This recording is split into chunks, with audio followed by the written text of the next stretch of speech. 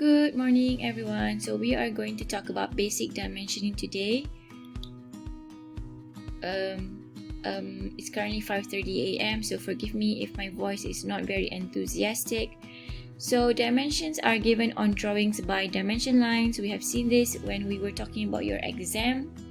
We use Dimali or Dal to know what is your dimension for your drawing. We also use Dimangular to know what is the angle for your dimension. And then we have extension lines, leaders, we've seen this in previous class, arrowheads, we've seen this in section, lecture, and we've seen figure, notes, and also symbols. So let's look at this drawing really quickly. So we have this arrow, and this arrow has some landing distance. We know that by a fact that this is called a leader line or multi-leader line. So here they are telling you 2 times 0.4 diameter. So you have 2 of this, so this is what they're saying, and then you have 1.1 diameter for this guy. This is a local note, this is a leader line, this is also a local note, and you have your radius from the center going out. If it is difficult to dimension inside the object, therefore you would bring it outside like this. And then the center line is used as an extension line. You can have it like this. So your center line extends to become an extension line, and this gives you your dimension or your linear dimension for this side to this side, and your other linear dimension over here. And then you have your your front view with hidden lines. Here they did not use the section view. So this is a general note because it does not indicate the dimension, it does not indicate the angle or radius, therefore it is called the general note. This is dimension. Dimension, you would have arrowheads and your dimension would be in between the arrows. And if your dimension is too small, the arrow can be outside like this, and your dimension would be in between this guy over here, between the extension line. This is called extension line. You have your arrowheads and your dimension is inside. This is for cases where the dimension is going to be too small. This is already big, so you can put the dimension inside the arrow. Then you have your your reference dimension. This is your dimension line or your arrowheads. This is arrowhead, this is dimension line, or the entire thing is called dimension line. And you have your units of measurement down here. Units of measurement, dimension is in inches, but we know that we are supposed to be using metric, so dimension should be in millimeters. This is iso projection symbol. Is this third angle or first angle? What is it? It's called third angle. And then what else? So the reference dimension, you have something that is given in brackets. Okay, moving on. So we have the characteristics of dimension. So a thin line, so for dimensioning we use a thin line because we want to contrast it to the outline of the object. For example, you have your view, your front view over here, and you want to dimension it. So your visible line is typically a solid black line, which is not that thin or not that thick, but your dimension line must be really thin. But I don't know how to make it thinner here. Let me see if I can do it. So is this thin enough? Yes. So this is the dimension line should be thinner than your outline of your object or your visible line. The dimension must be clear and concise, permit only one interpretation. The dimensions are not duplicated in other views. So if you have labeled the dimension in your front view, therefore you would not have to label the same thing in your top view, for example. So dimension lines are used to determine the extent and also the direction. So filled in circle is used in lieu of 2 arrowheads when space is limited. So instead of using arrowhead, you use in the dotted circle or your filled in circle. So here you have this guy, like replacing, this guy is going to replace your arrowheads. Okay, and this one is your regular one. Oh no, I lost my pencil. Give me a minute. Oh my gosh. Okay, so back to the dimensioning. So filled in circle is used in lieu of 2 arrowheads when space is limited. So here you can see that between here and here you have the dotted circle, which indicates your which replaces your dimension line. This is extension line, and the dotted circle is your, which is supposed to be like this. It's supposed to be like this, but it doesn't, there's not much space there. So instead of the dimension line, they replace it with the filled in circle. And then you have your other dimension over here. Here they are using 1 arrow or 1 dimension line with a dotted circle, and this is your 0.1 dimension, and again a dotted circle or a filled in circle and an arrow which represents this dimension over here, which is 0.5. Okay, alright, and then we have your dimension line over here. This is the dimension line, dimension, and then extension line, dimension is inside. This is the dimension line outside because there's not much space over here. Dimension line is outside, extension line, dimension line, dimension, extension line. So between the extension line and also the outline, you need to have some space. So you can see that over here, and you can see it over here as well, from here as well. But in this case, you don't have that space, but the space is between this guy and this guy, which means that the dimension is intended for here and also from here. So it's not trying to give you dimension over here, right? So this is why there's no space over here, but instead there is a space over here because this is the dimension that they want to show you. Okay, so placement of dimension. Okay, so we know that for if the dimension is big enough, then the dimension would be inside, then the dimension line will be also inside the extension line. This is inside the extension line, this is outside the extension line. If it is small, it can also be like this. If it is also small, it can also be like this and like this if it is small. And also sometimes the arrowhead is replaced with a filled in circle. And this is for oblique dimensioning. You have like your dimension at an angle.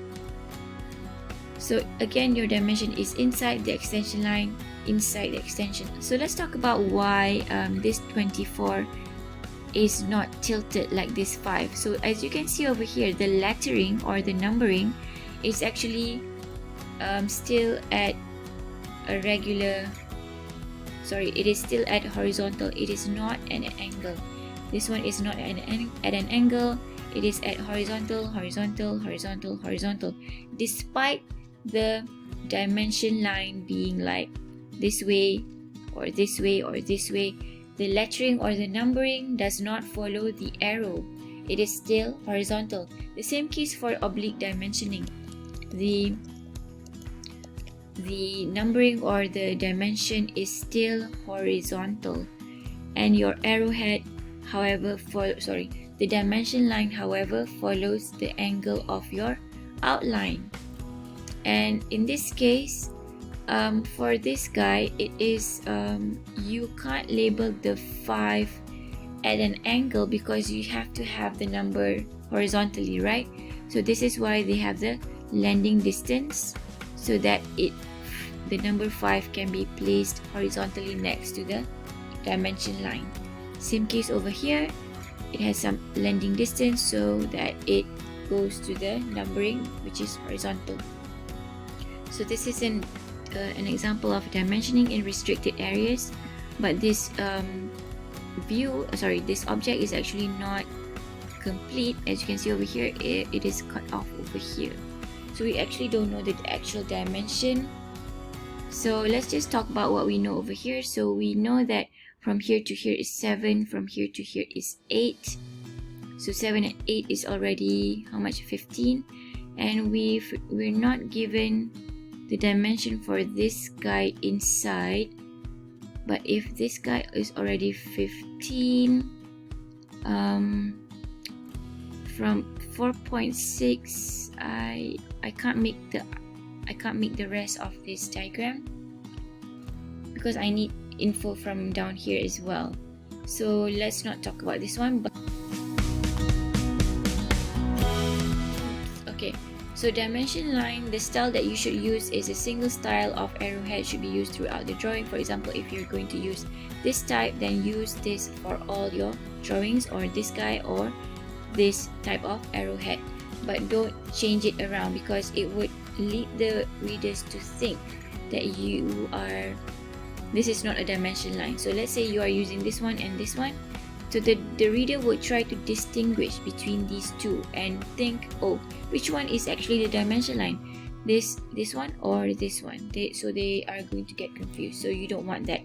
The recommended length and width of arrowhead should be in ratio of 3:1, which means that your arrowhead should not be as long as your line.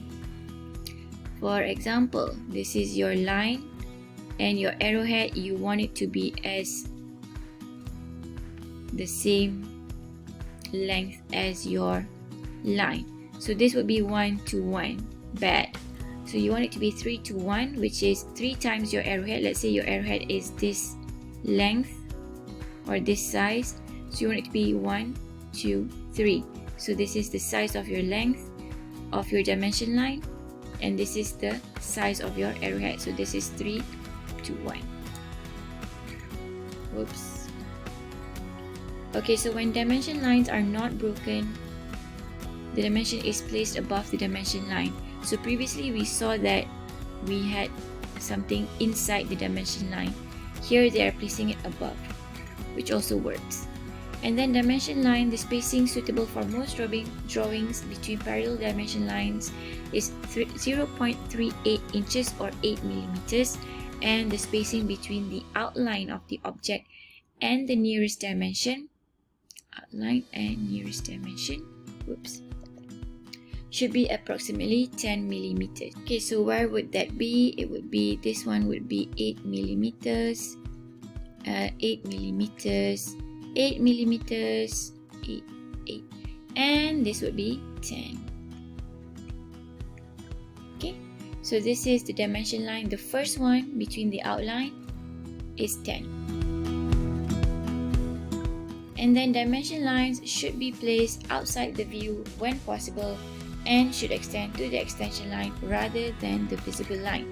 However, when readability is improved by avoiding extra long extension lines or crowding of dimension, placing of dimension on views is permissible. For example, the dimensioning inside the view helps the readability of the drawing. So if you were to place all the dimension outside, then this part would be too crowded, right? And so placing the dimensioning inside would help you to avoid that crowd. And also this is to avoid long extension lines. So if you were to place the dimension outside, you would have like super long extension lines. Where else? Like that, because this object is huge or this view is very big. So to avoid long extension line, you place the dimension inside. Sometimes it is permissible. And then extension lines are used to indicate the point or line on the drawing to which dimension applies. So here you see that there is no extension line. The dimension line is exactly at the outline. So this is wrong. You need some space, remember? So you need some space between the extension line and then you have your dimension line. So you don't do it like this. So extension lines are used to indicate the point or line on the drawing to which dimension applies. Do not use the outline as your extension line. Extension lines are usually drawn perpendicular to dimension lines. And however, to improve clarity or when there is overcrowding, extension lines may be drawn at an oblique angle as long as clarity is maintained. So your numbering or your dimension is still horizontal even though you have your dimensioning at an angle like this to help the readers. Even though it isn't at an angle, it doesn't indicate that this guy it doesn't tell you that this guy has an angle. It's just dimension line. Sorry, it's just extension lines. Then you have your extension line here. And then center lines may be used as an extension line in dimensioning, and we have seen this one before. You can't use your outline as your extension line, but you can use your center line. The portion of the center line extending the circle is not broken, so you just extend it like this. Okay, so typically if you have an extension line from an outline, you have your it is broken, or you have that gap over there. But when you extend it from the center line, you don't have that gap. When extension line cross other extension lines, dimension lines, or visible lines, they are not broken. Either extension line, dimension line, or visible line.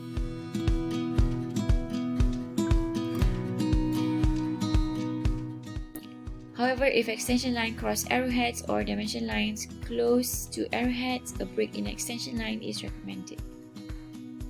Like this one. So the arrowhead, you have the arrowhead here, and the dimension line is broken over here to help the readers. When extension line cross other extension line, they are not broken. Let's see. Do we have it here? We don't have it here. Size and location dimension. How should we place multiple dimension? So do not use object lines as part of dimension. Do not use object lines ever. Use extension lines or the center line only as your extension line. So we have the dimension here. We've seen this one. This one extension line caters for several dimensions. So this extension line caters for this dimension line. Sorry, this extension line caters for this dimension. And this is not how you would do it. So again, do not use your outline as your extension line. You have to bring this outside. Do not do it like this. Do not use object lines as part of dimension. How should we place multiple dimensions? You can have it stagger dimension text. So basically it's like a ladder or like a stagger. You don't want it to be like this, very crowded looking. You have everything outside the view and they are all parallel or perpendicular. So don't put it inside the view, put it outside, like this one as well. How should we align the dimension text? So unidirectional current standard or aligned O standard. So this is when your text or your numbering of the dimension follows the arrowheads. Would not recommend this one. This is the unidirectional current standard or the horizontal text. And I believe this is easier on the eyes. Then you have your detailed dimensioning. Double dimensioning of a feature is not permitted. So for example, this is the correct dimensioning. You have your A and your B over here. And this would be redundant. If you have your B over here, but you already have your C over here, this would be redundant. And you would either just stick to A and B, or you stick with A and C. Or you can go for B and C. Or A and B. So this is redundant, we don't need that.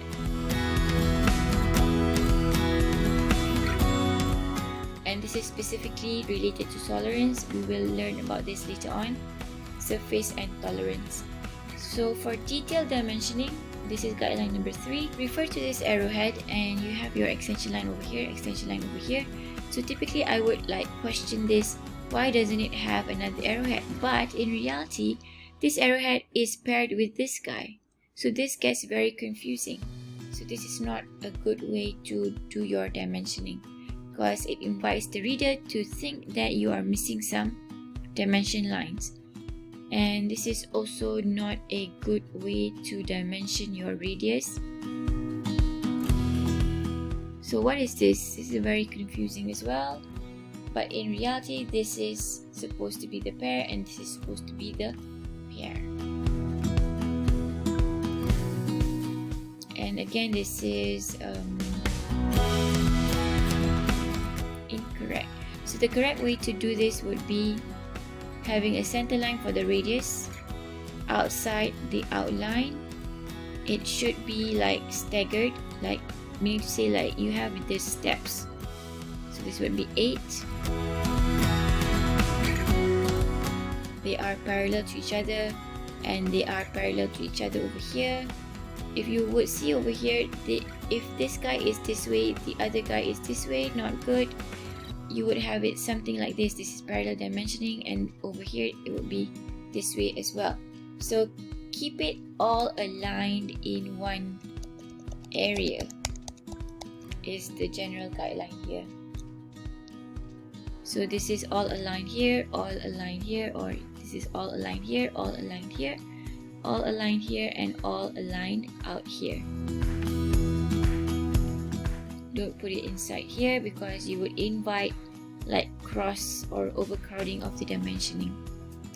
And then we've talked about multi-leaders last time. So what are leaders? Leaders are used to direct notes, dimensions, symbols, item numbers, or part numbers to features on the drawing. A leader should be single straight inclined line, not vertical or horizontal, as to not be confused with dimensions, except for a short horizontal portion extending to the center of the height for the first or last letter. Like this. Or like this. Or like this. Or like this. The first or the last letter. A leader should be a single straight line, inclined line, except for a short horizontal portion. We talked about this. This is called the landing distance in AutoCAD. Extending to the center of the height of the first center of the height, meaning to say center of your text, like this, of the first or the last letter or digit of the note. The leader is terminated by an arrowhead. So the leader is terminated by an arrowhead. So let's see. So leader terminated by an arrowhead. This is what they mean by it. Or a dot. Do we have a dot here? We don't have a dot here. Of at least 0.06 or 1.5 millimeter in diameter. So you have your diameter of your arrowhead. Leaders should not cross one another. So they are not crossing each other over here. And 2 or more leaders adjacent to one another should be drawn parallel if it is practical to do so. When a leader is directed to a circle or circular arc like this guy over here, its direction should point to the center of the arc or circle. So here they are pointing towards the center of the circle. Regardless of the reading direction used, aligned or unidirectional, all notes and dimensions used with leaders are placed in horizontal position. So you can see, as you can see over here, they are all horizontal despite this angle of the leader. And then notes are used to simplify or complement dimensioning by giving information on a drawing in a condensed and systematic manner. There are 2 types of notes, general and local note. Finish all over, rounds and fillets and radius are 0.06. This applies to the entire drawing. So all your fillets, all your radius are 0.06. This is what the general note tells you. Whereas for a local note, it gives you something that is specific to the area that is labeled. So local requirements only and are connected by a leader to the point to which node applies. Repetitive features and dimensions may be specified in local nodes. For example, you have two circles and you just want to label one. So you have your center line. Oops, sorry, this is a really bad center line. So you have your leader line and the landing distance. So 2 times 0.6 r. So this tells you for both of these circles, the radius is 0.6. This tells you you have 4 circles with 6 diameter. You have 2 circles or 2 places with 45 angle. You have a 3 diameter. This is. Okay, we have not learned about this one yet. Later on, and this is M12. We've seen this for bolt times 1.25.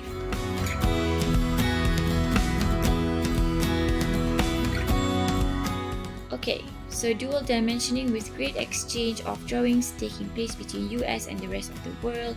At one time, it became advantageous to show drawings in both inches and millimeter. So you would have millimeters over inch over here. This is your general note. It tells you millimeter is on top and inch is on the downside.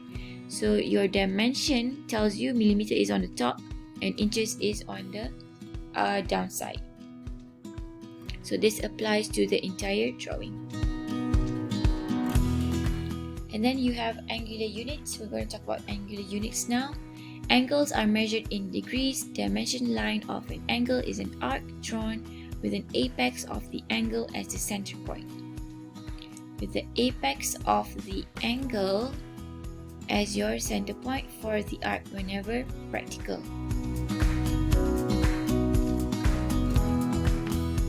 Okay, the precision of the dimension varies according to the size of the angle.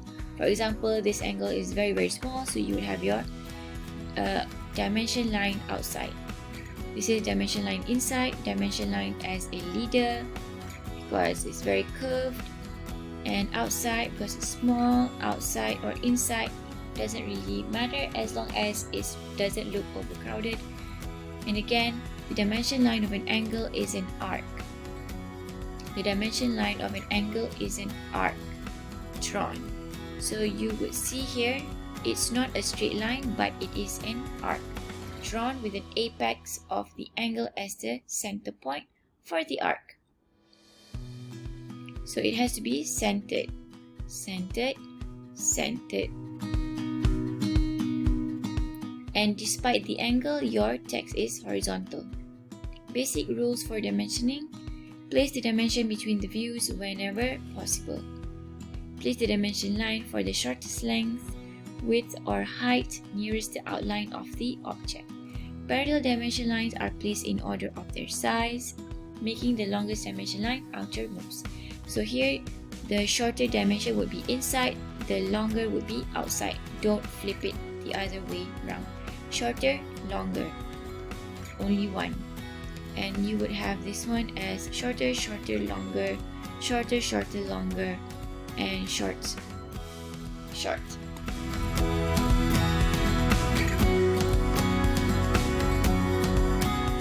Okay, so here they only label like one side of this. They only label the dimension lines for one side of this view, and here they are indicating, oh, actually this view is symmetrical, so just, it has the same dimension over here as well. And the same case over here, they only label it over here, but since they have the symmetrical symbol, so you know that it applies for both sides of the object.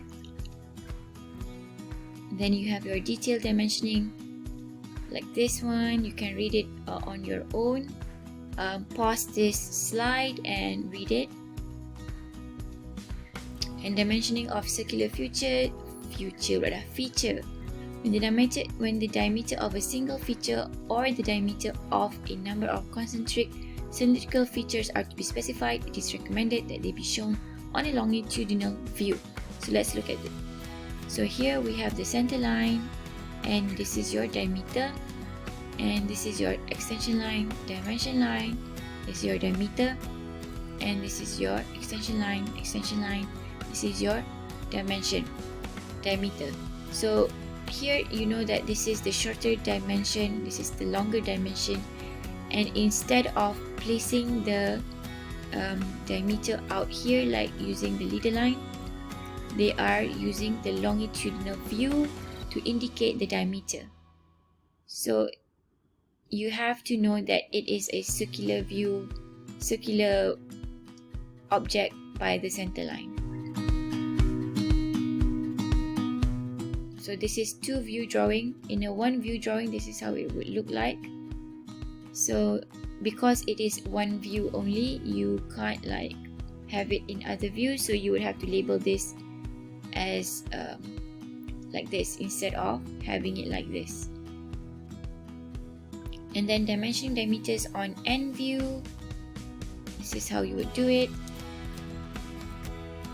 And then diameters, you have your stacker dimensions. For clarity, remember the shorter is inside, the longest one would be outside. And this tells you this thing is symmetrical with the symmetry symbol. Regardless of where the diameter dimension is shown, the numerical value is preceded by the diameter symbol. So you would always have the diameter symbol. For radius, you would have always the R. So simple fillet and corner radius or radii may be also dimensioned by general notes such as all rounds and fillets unless otherwise specified. Radius is 20 or all radii has a radius of radius 5. When a radius is dimensioned in a view that does not show the true shape of the radius, true R is added before the radius dimension.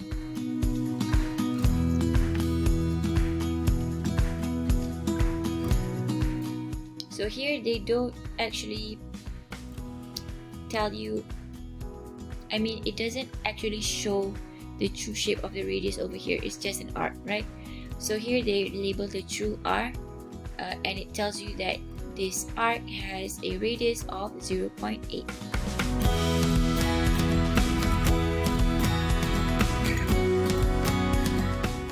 For fully rounded ends, the radius R is shown but not dimensioned. Like this one over here. Fully rounded ends, 2 times R something. So you have 2 over here. And then if you have partially rounded ends, just now it was fully rounded ends. This one is partially because you have this lekuk over here. So you would put in the center line. You put the dimension of the radius at the center line. The radius is dimension. This one, the radius is not dimension but used as local note. When a hole or radius have the same center and the hole location is more critical than the location of the radius, the hole is more critical, either the radius or the overall length should be shown as reference dimension. Oops. Where was I? Okay, so it's here. With hole locations that are more critical, the dimension is referring to the hole location, this guy. And you have your 3 and 2.2, therefore you know the location is 0.8 divided by 2, so 0.4 from the edge. So the radius is labeling is outside the,